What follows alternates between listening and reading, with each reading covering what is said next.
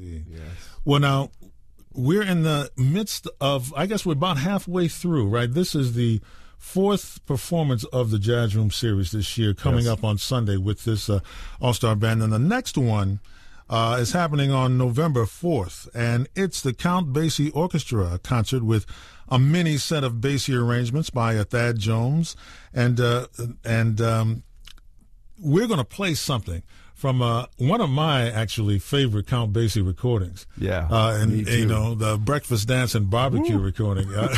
But tell us about this upcoming concert after Sunday. This one with Count Basie Orchestra. Yeah, we're very excited to have the Basie Band on campus. This will be, with all this history we have, this is the first time the Basie Orchestra has ever played here. Kind of sad because Basie was around for a lot of that history, but schedules and finances are what they are. But the band is now led by very fine drummer Dennis McCrell, who has really brought the band to a new level. You know, there's quote-unquote ghost bands who are just kind of going through the motions. This is not that. Right. This is a very vital thing and a very powerful band. And the bassist of the band also is on our faculty, Marcus McLaurin, who's also been Clark Terry's bassist for 30 years, and Clark's very closely and lovingly connected to us. So, and interesting that that Marcus and Dennis McCrell both were in the band when Thad conducted the band. Mm-hmm. Thad conducted the band right at the end of his life in '85,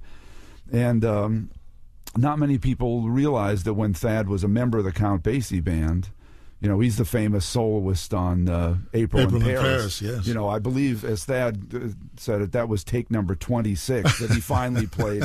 And then he was sentenced to play that at every gig for the next 5 years. After that became the accepted take. But anyway, he wrote over 25 charts for the band.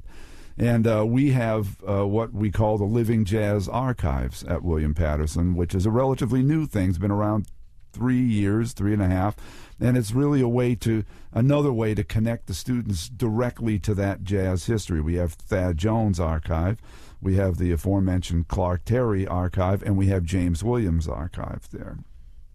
And the piece that we're about to hear, which is The Deacon, was one of the compositions that Thad wrote for the Basie Band, and we have the original pencil score of that piece from the original recording was on Chairman of the Board, famous legendary Basie album, and so we have the original score from that recording session. So as we speak, that arrangement is in the band's book at school, and it's a way that the students can directly learn from Thad.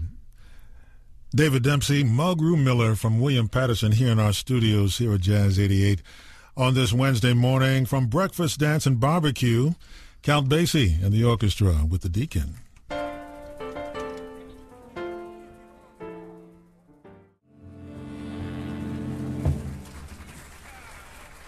Count Basie and the orchestra of Breakfast, Dance, and Barbecue, the name of the recording. And that was a Thad Jones composition called The Deacon, and that was Thad on the trumpet solo. That was Thad on that. Playing trumpet as well. I tell you, Breakfast, Dance, and Barbecue, this recording made it about 2 o'clock in the morning, as a matter of fact, at the Americana Hotel back in 1959.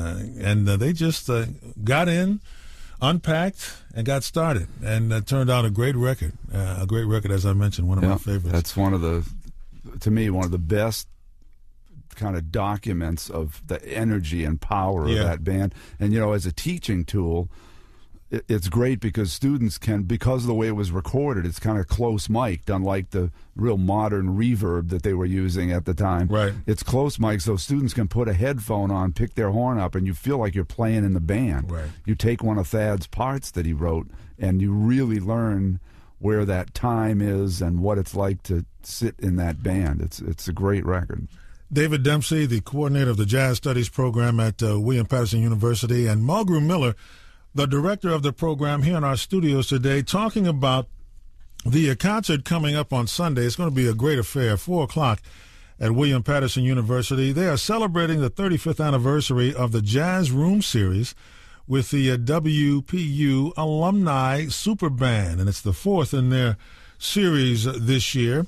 Mulgrew, as the director of the program, let's talk a little bit about actually what you do under the umbrella of being the director. I mean, people might make a number of assumptions about that, but I mean, I'd like to hear you talk a little bit about how you view your position and actually what you do in terms of your daily activities when you're there at William Paterson conducting, the activities of the program. Okay. Well, the first thing I think it's important for the program to have a presence of someone. I hate to say someone like me, but someone who's been out there, in the world and on the scene, who's been a presence, and that certainly, I fit that. Indeed. So, but basically, what I do is I teach small ensembles, and they come in and play every day, and it's like a supervised jam session. That's basically what it is, and I get to share with them, some of my experiences of playing with people like Art Blakey and Woody Shaw and Tony Williams, and tell them what I think would make the music sound better. And the children, I call them children, but the young adults, they're very receptive, and it's really wonderful to see them receive this kind of help, if you will. Yeah. And that's basically what I do. And one semester out of each year, I teach a class called what's it called? Just as long as you're there. Yeah, it's called practice. Performance practice. Yeah, performance practice. And in this class, we more or less we talk about the life of a jazz musician, the philosophies, and we discuss just certain issues dealing with the industry and certain aspects of the music. It's a wide-reaching kind of class, and we deal with several subjects. Well, I can imagine that class in particular, well, it kind of gives students a dose of reality in terms of putting things in perspective, in terms of what it's like to be a working jazz musician. And I might say that probably the main thing that I do at William Paterson is I learn. I learned as much teaching as they probably learn from me. Yeah, and that's an interesting aspect of it as well. And I kind of alluded to that before in terms of it being rewarding for the musicians themselves. It's always an interesting circumstance when you are actually imparting knowledge, because you always get something back. There's always something that you get back as well. So I certainly can imagine that is something that's particularly rewarding for you during the course of everything that you do at William Paterson. Well, now the next concert following the Count Basie Orchestra concert, we've got Benny Golson with the William Paterson Jazz Orchestra. Now, tell me about this show. I mean, this sounds exciting. It is exciting, and Benny actually is in a way part of that anniversary celebration as well, because Benny has a long history with our program. There was one point, actually, unfortunately, I just missed this. This was just when I came on 20 years ago, but he was a 2 or 3 year artist in residence as part of a Lila Atchison Wallace Reader's Digest grant, and so he performed with the students, performed around campus, went out on tour with the students, etc. And on this concert, as I said, we have 24 small groups. We also have the jazz orchestra, the big band, and I conduct that. So we're going to play a program of Benny's classic tunes arranged for big band by Benny with him as the soloist.